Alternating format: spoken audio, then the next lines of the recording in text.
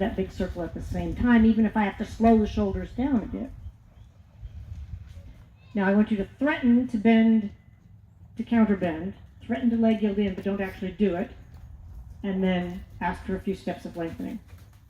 So we're going to leg yield in, leg yield out, and as we hit the big circle, we're going to almost bend right, but not really, and lengthen a few steps off on a straight line.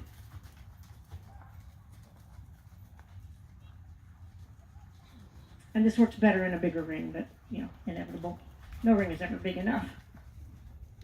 And then you're going to almost bend right, and then go. And he's like, oh, Mom. Now, he was absolutely classic. I can't get going like this because I'm engaged, Let me get strung out a little bit and I'll go. And that's exactly what he did. So make your big circle again, leg yield in, leg yield out. And think of it in terms of I'm putting it a bit more together.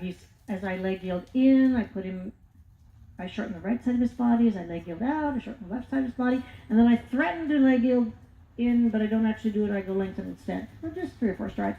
And we actually only care about the first few strides where nothing happens. After that, he's like, I got it, splat, go. All right, good. All right, walk, rest. Now, that feels rather non-special to you.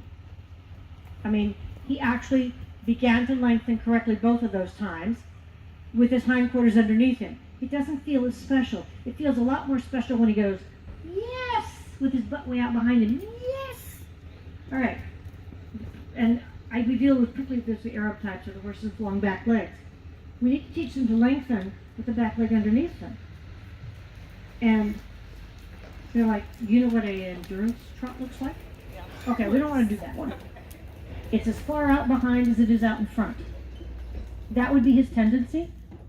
That does not lead to a medium trot. So if we start now with what we consider like, well, if I squinted, maybe he lengthened. And I'm thinking, yes, look, his butt's underneath him and he can't figure out what to do about it. I'm like, that's a good sign.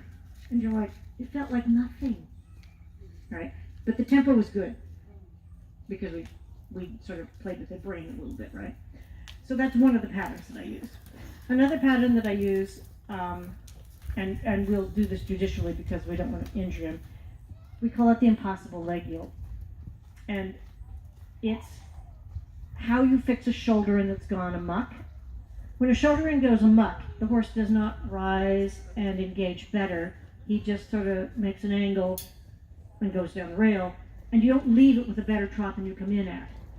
When the shoulder is correct, you always leave it a better trot. All right. So we'll do this first at walk. And it's okay if he slows down. Don't hassle him a lot, because we're going to block exits. And anytime we block exits, there is peril involved. So put his tail on the rail, on the track snug.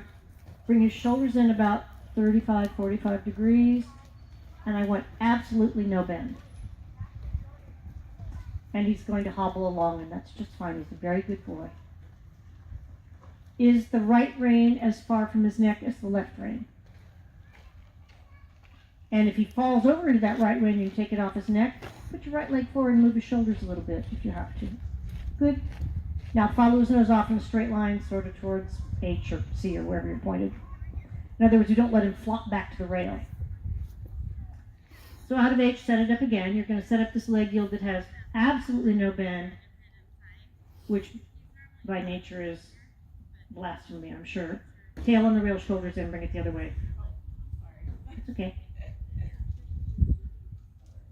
Sit in the middle of the universe, you're leaning. That makes it harder for him. Both reins equal distance from his neck. Good. Good. I think he's falling into the right rein still.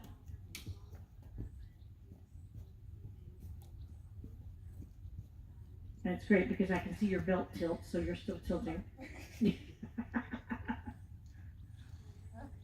All right, now reverse, do the same thing going the other direction.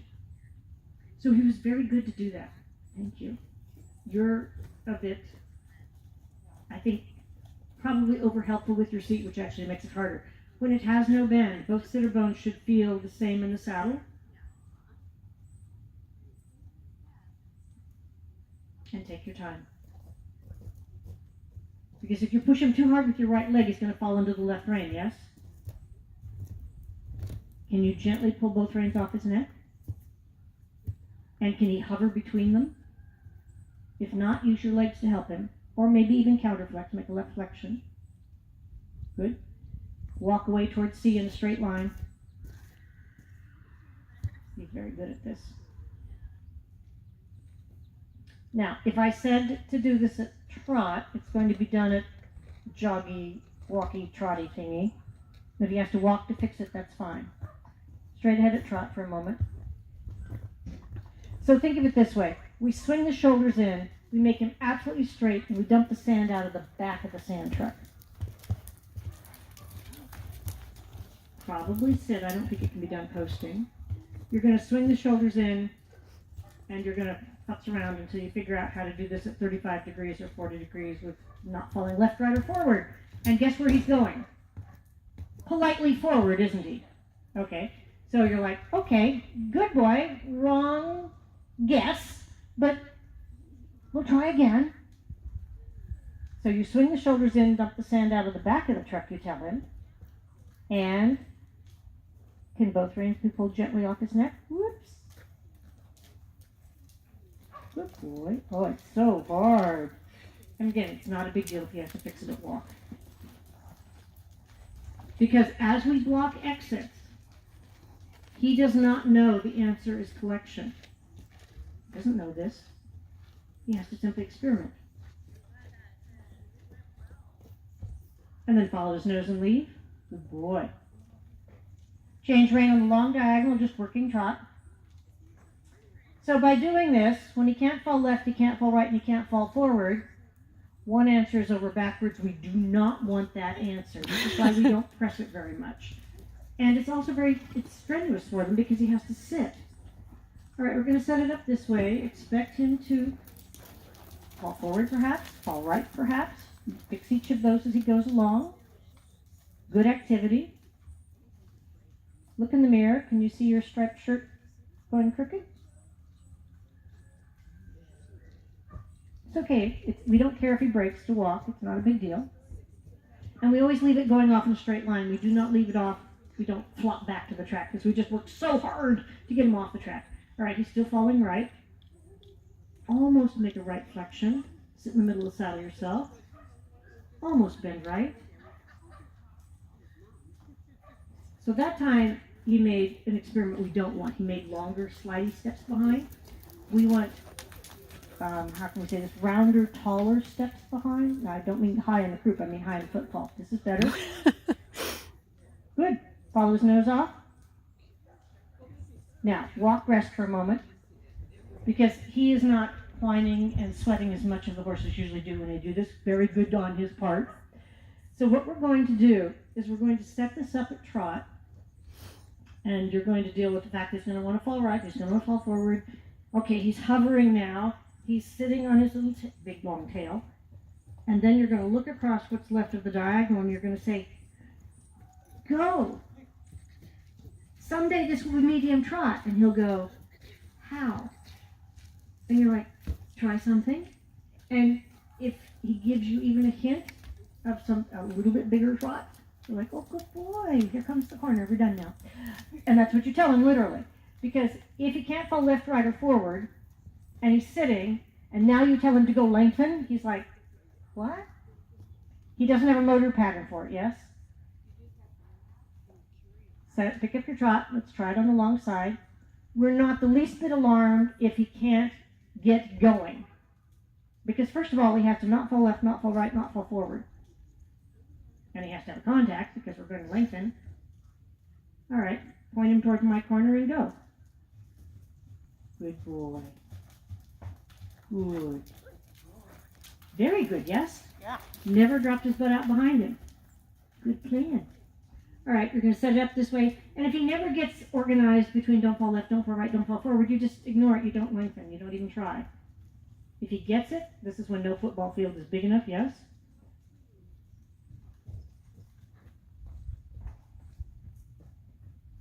And then set it up again on the rail. I give you that because he was wandering off the track before you even got started to lengthen. In other words, he avoided the engagement by stepping forward. And go. Wrist.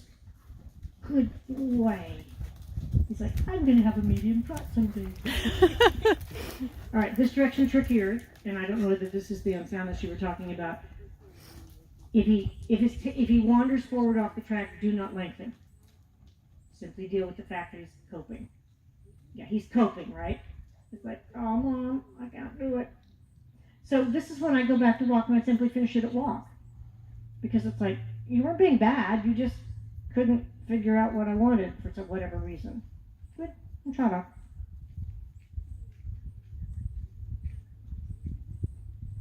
And you set it up again. And again, if he has to wander off the track because he can't figure out how to sit on it, you're like, never mind. Okay, this is good. Follow his nose. Go. Go. Go. And he's like, I can't. I'm sitting on it. All right, walk, rest. So, when the lengthenings are unpredictable as whether you're going to get them or not, I think you can probably always get his version of endurance trot. If the ring is big enough, right? Eventually he'll kick out behind and kick out in front, and you're like, that'll fool some of the people. All right. But when we're dealing with, I'd like to move up through the levels, I'd like to get out of training level, I'd like to get out of first level someday, we have to deal with engagement. This means with a horse like this that we have to be tolerant when we set him up in a position where he can't fall left, right, or forward. He's like, what do you want me to do? My big back legs are bent, and now what? and you're like, well, run. He's like, how? So he gives it a try, and that's all we ask. He has to try. And from that, you can develop a lengthening and probably a medium. It would be better if he didn't have endurance horse lengthen, because then we have to fix that because the haunches are trailing too much, there's no engagement, blah, blah, blah, blah, blah. Some horses you can simply say keep the same tempo and kick him and they eventually figure out how to lengthen. He tends to want to push out behind, which would be typical of the breed, and the big back legs, which is fine. So we instead put him in a position where we say, I'm going to tolerate a meager lengthening, or maybe a wishful lengthening, but it will be engaged, whatever it is. All right, does that make sense? Yeah. Now, I never do more than we just did today on that, because it is so strenuous for them. He doesn't whine half as much as most of them do. Good boy. Practice something like that. Yeah. And what you do eventually, say to the big ring, is you set it up in the corner. As you come out of the corner, I've got 3 strides. Yes, he's not falling left, right, or forward. Let's go across this partial diagonal, like towards R or P or whatever those letters are. And you meet the rail, and he's like, prepare to dump on forehand. And you swing the shoulders in the new direction, and you have maybe 15 meters, if you're lucky, to not fall left, right, or forward and get your angle. And then you have to cut across the little corner. Does that make sense? Okay. Because you want to teach him that the downward transition is not truly downward. It's an upward climbing thing where you use your butt. That's in a really big ring. Written like this, it's not very impressive to ride, I would call these baby lengthenings. But what you're doing is you're building a correct foundation. And I try to train with as few dead ends as possible. If they learn a lengthening that is splat, it does technically lengthen the stride, but it does not lead me where I want to go. And then I have to retrain again. I've trained to a dead end. I've trained to an endurance trot lengthen. And now I have to go train another trot that's engaged, which will carry me to a medium. So that's my plan, at least. I always hope I don't have. Sometimes for safety, you have to train dead ends. Because sometimes they're so athletic that if you don't squelch certain things, you get hurt. Yeah, or they get hurt. So there's always that possibility. But again, trying not to train dead ends. Like, I would try never to teach a cross canter if I had my option. Because it's a dead end. And then I have to retrain. And this kind of breed is tricky anyway. Alright, so let me see some canter work. Probably walk to canter and canter to walk maybe.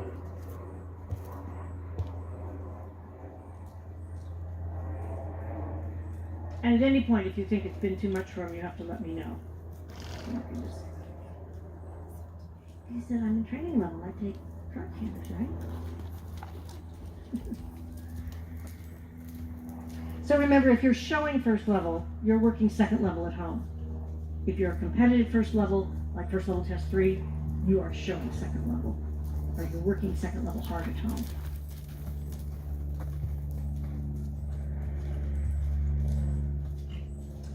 Oh dear. Well, after he finishes coughing. If I said to you, typically at canter we put them through to the outside range, does that make sense to you? Yeah. Okay. So to improve the quality of this canter, I want you to go down the long side and put him through to the inside rein. It probably won't be anything as gross as a counterflexion, but it'll be close. Because what I want you to do, and the normal bend around the end, is I want you to move his shoulders 2 centimeters left and straighten him. Okay, that's not so easy, is it? So, as you canter down this rail, look in the mirror, put him through to the left rein. Move his shoulders 2 centimeters to the left so he fills out the left rein. Good boy. He's like, you're nuts, lady. So that he fills out the left rein in front of the left shoulder blade.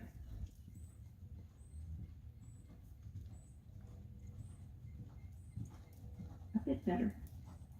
Now, on this long side, put him through to the right rein. That's what we all do. Put him through to the outside rein. Is he straight?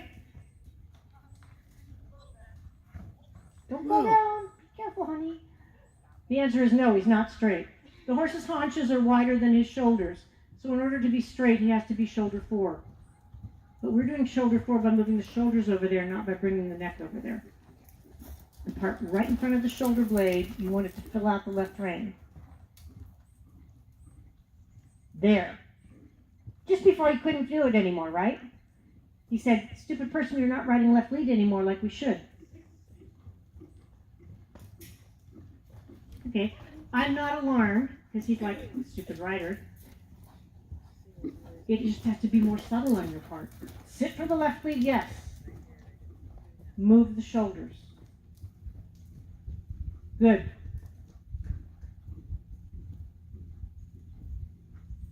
And again, fill out the left rein if you can. Tricky. Because it's just when he goes, this feels stupid, I think I should cross canter, and you're like, dear, I'm still sitting for left lead, where are you? Good. All right, walk and rest for a moment. I don't care about the transition. So, what we're doing here is we're running through the checklist of what has to happen to get clean fine changes. All right. We normally put them through to the right rein on left lead canter. He is slightly crooked. And it's slight, but it's there because their haunches are wider than their shoulders. You need to be able to move the shoulders over and keep the neck straight. Absolute straight at canter for this horse is like, stupid person, are we going to the other lead? And he starts calculating, she must want the other lead now because I'm no longer bent. Right. I'm no longer, how can we say this? In our terms, engaged. Or alignment. Alignment's a tricky thing at canter because canter is either left or right. But in order to get clean onesies, like one tempi changes, your horse has to be straight. We look ahead. Right now, when we make him absolutely straight, he's like, this doesn't feel good. I think I'll flip the lead change back there. I wouldn't mind if he flipped the whole lead change, but he doesn't. He only flips behind. So, when you're riding normally, if your reins are equal distance from the crest, the horse is dead arrow straight. You agree with that? Yeah. And then we on an arc, a circle, a corner. He puts his body closer to your outside rein because he shortens the inside of his body. The inside rein then is not against his neck. At canter, when we are trying to deal with alignment, we need to be able to move the shoulders over the top of the inside hind leg. At this point, he goes, E. Okay, but that's it. But this is where he has to go eventually, whether it's tomorrow or 4 months from now. He has to allow you to take the part right in front of the withers where that S curve is in their neck and it has to be accessible to you. In this case, we said first when we were doing the impossible leg yield thing at the walk and trot, align that part. That was tough. You can't fall left, right, or forward. Now at canter, we're saying, I should have enough control over you to be able to move the base of your neck, right in front of the withers, over to my inside rein if I want to. And then you actually have an absolutely straight canter. Yay. And then he's like, feels stupid. And then he fixes it. He does a cross canter thing. It's critically important that the only thing that tells him to stay on the lead at that point is where you're sitting. There is no canter aid. There is a left lead canter aid and there is a right lead canter aid. Where you're sitting tells him he should stay on that lead united, you tell him. Reverse, go the other direction. And this is what, you're paying your dues now. He's a very pretty horse, and now you're paying your dues for his long back legs. It doesn't mean it's impossible. It just takes a little bit longer to get there. Because again, as we say, your legs control what happens behind the girth, if you're lucky. Your reins control what happens ahead of the saddle, if you're lucky. And when we start dealing in terms of absolute alignment at canter, you're like, I don't think I have enough aids now. Because we need to move the base of the neck over and hold the haunches. And he's like, oh no, that's not allowed. But over time, they resign themselves to it. All right, gather your contact and enliven him a bit if you have to. And out in the middle someplace, show me walk to right lead canter. Because he should be able to do walk to right lead canter, yes? He's moving on. It's work in progress. Nope, walk. Try again. And I'm not opposed to voice. Whatever helps him figure out that what on earth we are. A beautifully crooked canter departure. But it was walk to canter, right? Yeah, and that's, we have to have a priority. He did walk to canter and said, I'm such a good boy. And you're like, wow, it's that crooked. All right, go large down the rail. Look in the mirror if you can. Is he straight? No. It's not much. So he's filling up the left rein, bless his heart. Now fill up the right rein. And the problem is there's no gross aid you can use to do this, right? It's not like you can kick his shoulders over there. You're like, I'd like to move that little part over there, please. And he's like, what are you doing? So he's going to make experiments. He breaks, he cross canters. He doesn't run off yet, that's good. Until you're like, ooh, not good now. It started good, then it got crooked. So you had a yes and then it was a no. You can look in the mirror to see if he's straight, or you can glance at his neck and see if yes, you got it over there. And now ride him normally as we would to the outside rein so he knows we're not too stupid. Good boy. And he's only a little bit crooked. All right, 20-meter circle.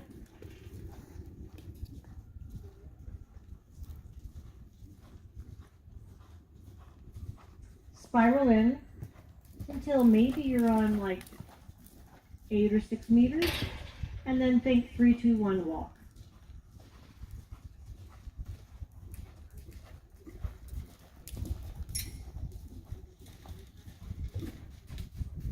Good. He begged to walk and you allowed it. All right. So what we're trying to do is give him an idea. He has a perfectly good working canter. He doesn't have a collected canter yet. Well, of course not.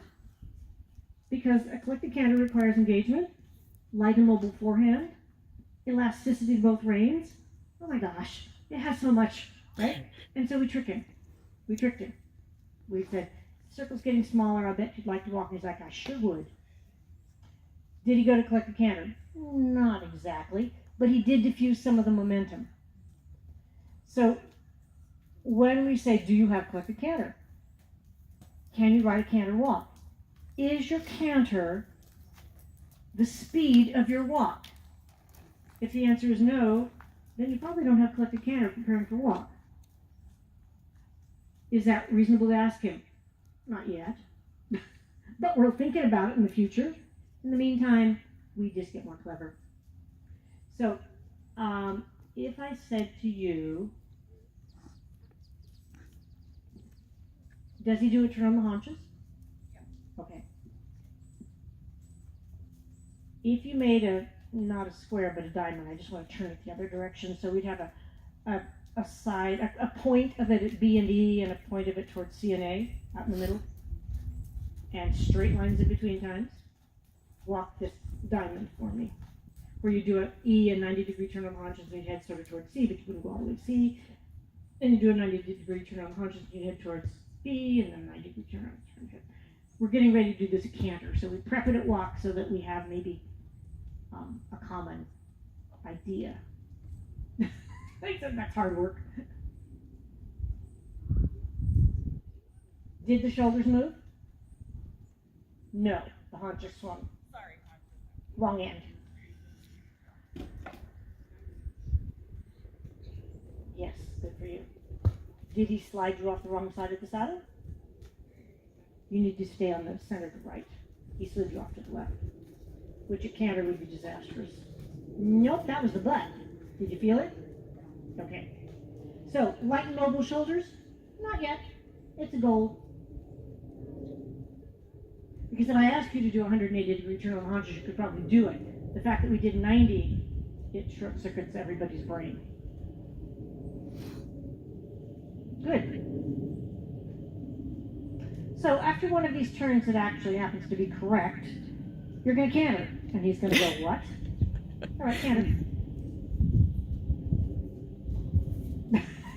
What? Walk. Do your 90-degree turns at walk again. He's not being bad. He's like, those don't go together. And you're like, yes, they do. Try to figure it out. Right, canter. Good boy. So, and now quietly go to walk. I don't care about the transition. He had one beautifully engaged stride, and then he's like, what the hell is this? Okay. Good boy. So our goal would be one turn at walk, correct. He's spinning out. Well, that was not a correct one. One turn at walk, canter, the next turn at canter, the next turn at walk. Okay, we're like getting all the way to calculus here, right? It's like, I can't even go walk canter, Mom. Now this one's walk, and turn.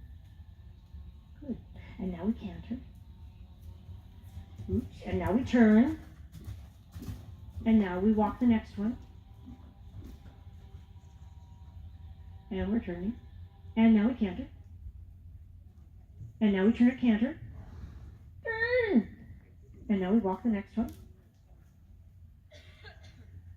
Good. And now we canter. Back. Now we turn. I know. And now we walk. All right, and now loose rein, let him catch his breath. All right, can you see what we're trying to do? Yeah. Okay. Light and mobile shoulders. Working on it. Diffusing the momentum of working canter. When you depart after the turn on the haunches into canter, you usually get at least more than one stride. Usually 2 strides or 3 strides. That collected canter is like, oh, it's collected canter. Now we have to turn again. And sometimes he did. Sometimes he didn't. And then you're like, and now we can go walk. And he's like, whoa, this comes way too fast. All right, but this is the precision that we begin to expect. Now, these are, and the other thing we have to think about, if he could do this perfectly, he wouldn't have to do it. But we're using anticipation to our advantage. He anticipates the 90-degree turn. He's sort of got it figured out, walk most of the time. And then we said depart, and he's like, excuse me, I have to get extremely crooked now. And you're like, yuck.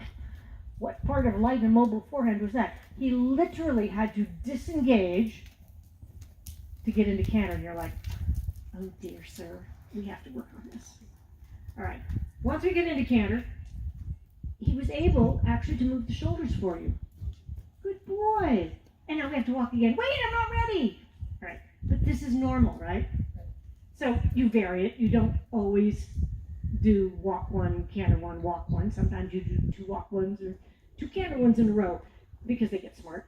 Anticipation works to your advantage to a certain degree, but at a certain point, we don't want to make it so hard work that they take their toys and go home and leave.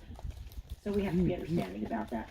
But that showed very good promise for collected canter, except for the incredibly crooked walk canter. But that's fine. Reverse, go the other way. So remember that part of in training in first level that, and this is a judging verbiage problem, impulsion. It's not impulsion in training level, it's momentum. They just get going. Impulsion has to do with hindquarters. All right, walk in there and not out there, walk in here. Go do your 90-degree turn, 90-degree turn. At walk first.